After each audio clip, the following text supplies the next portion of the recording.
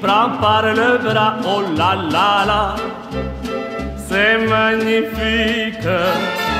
Bonsoir les amis, alors comme vous avez dû l'apprendre, il y a 98% des urnes qui sont dépouillées, le président Lula a 48% des voix. Généralement les Brésiliens votent comme le Tocantins, dont le Tocantins a 100% des urnes dépouillées et Lula apparaît à 50,36. Voilà, donc c'est pas encore complètement joué, mais le TSE dit qu'il y aura très certainement un deuxième tour. Alors s'il y a un deuxième tour, Lula sera aux alentours de 53% d'après les estimations. Donc ce que je vous avais annoncé, et Jair Bolsonaro donc serait à 47. Voilà. Alors c'est un peu une surprise parce qu'on s'attendait à ce que Lula ait un meilleur score au premier tour. Il faut savoir que d'après Kaspersky, il y a eu des attaques informatiques extrêmement violentes qui ont été menées contre le Brésil tout au long de la journée, dont la plupart venaient de la frontière du Canada. De la frontière du Canada et des États-Unis. Je vais mettre une petite carte dès que possible sur le groupe WhatsApp. Mais c'est magnifique. Donc on s'oriente vers un deuxième tour. Démocratiquement, c'est mieux qu'il y ait un deuxième tour. Un raz-de-marée au premier tour, ça aurait été une élection peut-être un peu douteuse. On le souhaitait. Ça n'empêchera pas que moi je respecterai mon calendrier de plainte parce que je suis le calendrier sémitique, voilà. Ici à l'état de Bahia, c'est au premier tour, donc c'est la gauche qui a tout raflé à 70%. Le Parti des travailleurs au premier tour, donc j'avais rencontré Geronimo, le prochain gouverneur, et le député fédéral. Enfin, toutes les personnes qu'on pensait gagner sont gagnées. Ici aussi sur la mairie aussi. Voilà, dès le premier tour, ils sont en tête. Voilà, donc on est assez content. Donc, eh bien, ça veut dire que mardi, je déposerai plainte. Je vais voir avec mon avocat ici. Et c'est une nouvelle ère qui s'ouvre pour le Brésil. Il faut aucun doute que Lula sera élu au deuxième tour parce qu'avec 48% des voix, il est très en avance sur Jair Bolsonaro. Il a combien? 40. Et l'autre? Le psychopathe? 43-53, voilà.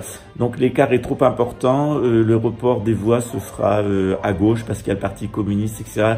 Il y a les écologistes, il y a des partis de gauche, d'extrême gauche et des partis du centre qui voteront pour Lula, comme les électeurs de Ciro Gomes. Donc techniquement, on peut dire que le président Lula est déjà élu. Voilà, rendez-vous le 30 octobre pour la suite des événements. On aurait aimé une victoire ce soir. Je veux dire que je m'étais mis sur la règle que le Brésil ressemble au Tocantins. C'était le cas, sauf que le Tocantins, il y a 100% des urnes qui sont dépouillées. C'est pas le cas au Brésil. Il y a encore 2% des urnes qui sont pas dépouillées. Donc sans doute on aura le résultat dans la nuit. Peut-être demain matin on se réveillerait avec le président Lula élu. Mathématiquement ça semble un petit peu difficile. Ça va se jouer à quelques milliers de voix. Voilà. En tout cas merci de nous avoir suivis. On vous tient au courant de la suite. Mais de toute façon la défaite de Jair Bolsonaro elle est déjà actée. C'est une débâcle électorale pour le président d'extrême droite nationaliste lié au réseau pédocriminel, à la mafia, au réseau de corruption, etc. Et malgré le soutien massif qu'il a pu avoir des hackers russes dans cette élection, eh bien, parce qu'il y a eu il y a eu toute une action de la Russie en faveur de Jair Bolsonaro, eh bien, on s'oriente vers l'élection du président Lula et finalement l'application du programme du Forum de Davos qui ici est plutôt bon pour nous. On a environ 30 années de retard sur l'Europe, donc on est ce qui s'est passé entre 90 et 2002, c'est-à-dire plutôt une construction du Mercosur. Voilà. Eh bien, la suite des événements demain. Demain, on va aller à Itajou. Et puis, on a des choses à faire dans l'Aldea. Et puis, on continue. Si vous voulez de l'astrologie, vous pouvez toujours m'en demander.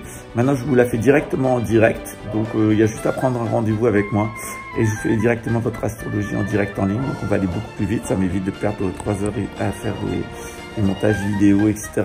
J'ai un petit peu plus de temps ici parce que les projets, on espère que la mairie soit élue et les gens de l'Aldea et les gens de l'autre ville soient élus dès maintenant. Alors ça nous donne un petit mois de répit et pendant ce mois, je vais pouvoir faire plein de choses pour vous. Voilà, et pour les personnes qui m'attendaient au Maroc en fin d'année, ça semble se confirmer aussi. Donc voilà, donc on se verra sans doute au Maroc en fin d'année. Voilà, ciao.